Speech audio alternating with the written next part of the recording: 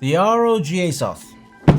It's what the die-hard keyboard enthusiasts have been waiting for. A custom DIY mechanical keyboard that allows you to not only swap out the keycaps, but the switches as well. And it has everything you need for you to disassemble and to lubricate them. Man, this is chunky. It feels like if I drop it, it might break my foot. Make sure it does hit your foot. Just don't damage my keyboard, please. Well, I'm just gonna open it here where my foot's safe and let's see what's inside.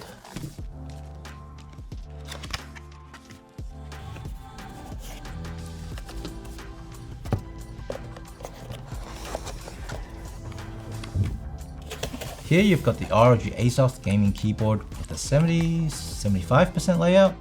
75, yes.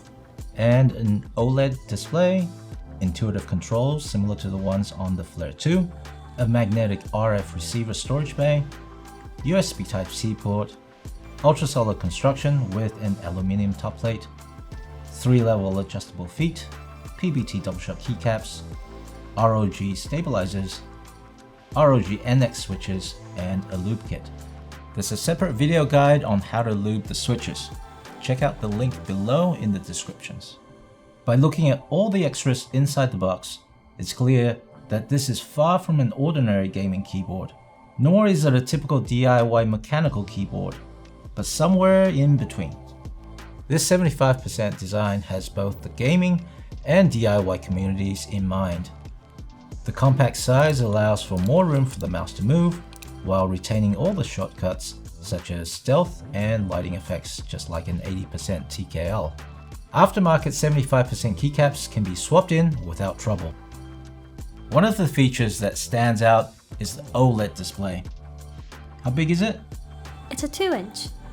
Considering how compact this is, it's amazing how ROG has managed to fit a 2-inch OLED display on it. On the left, there's caps lock, scroll lock, and what's that guy with a hoodie and a D next to it?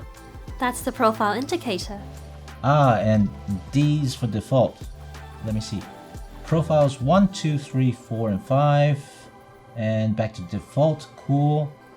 Under that would be the connection mode, USB, RF, and Bluetooth. Oh, and it even shows you which Bluetooth device. Up to 3, correct? Yep. It's handy. And is the pairing process the same as the wireless Scope series?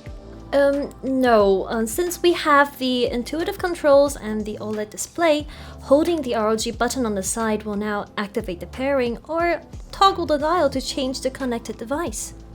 At the bottom it says PC, which I noticed this as soon as I picked it up. Look over here and here.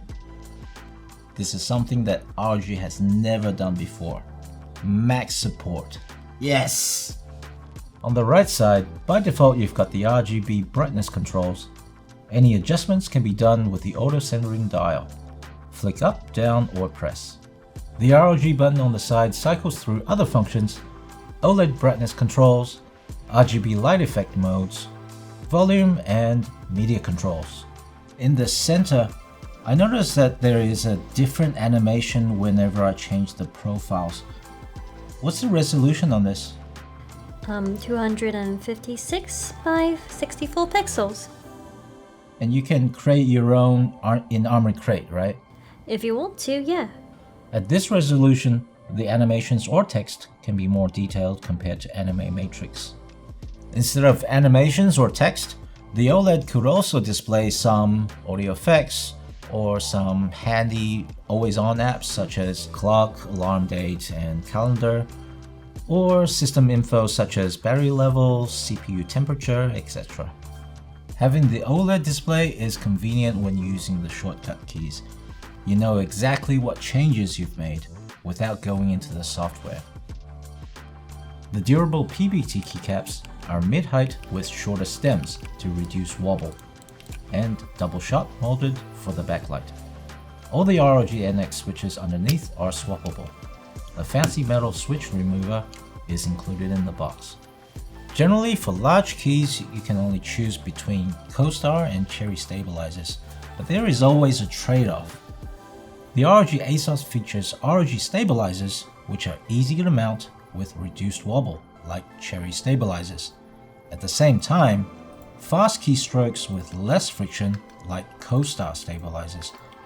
You mentioned that the stabilizers can be swapped out. Yeah, if you want, you can switch to Cherry. For even smoother keystrokes and less noise, the NX switch stem, base housing, and stabilizer are all pre-lubed. The pursuit of perfect acoustics and feel doesn't stop there. I've seen the triple-layer dampening construction inside, and it's no wonder that this feels and sounds so premium. Can you elaborate on the different layers in more detail? Sure. Beneath the metal top frame, we have a silicone gasket providing a cushioned feel, and below that we have a 3.5mm silicone pad absorbing noise. And then we have yet another layer of boron foam to further reduce vibrations and sound. And at the bottom, we have a silicone foam lined base which eliminates echoes. And below that? Well, you've got another layer right there. Okay, good. Are you sure you couldn't fit another layer in there somehow? Here's what you'd expect to hear.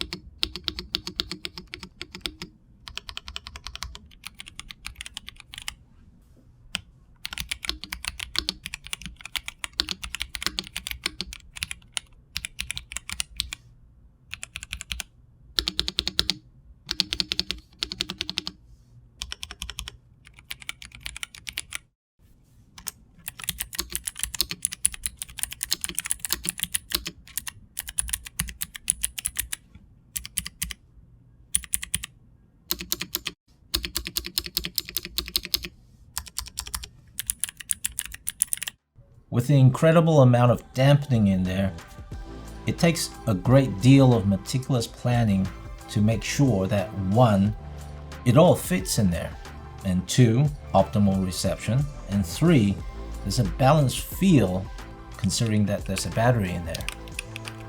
I know it's tri-mode, which means you can connect it via USB, RF 2.4 GHz, and Bluetooth. Can you explain a little bit more in detail about how the RF is implemented? Well, sure. So this features the ROG SpeedNova wireless technology, which offers ultra low latency, reliable connection, and optimized power efficiency. The antenna is located near the F4 key. Yes, over there. It's for better reception. How about the battery life? Well, the ROG Azoth can last for up to over 2,000 hours when connected.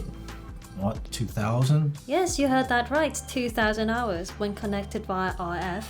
And as for Bluetooth, well, let's just say we've been experiencing some unexpected difficulties.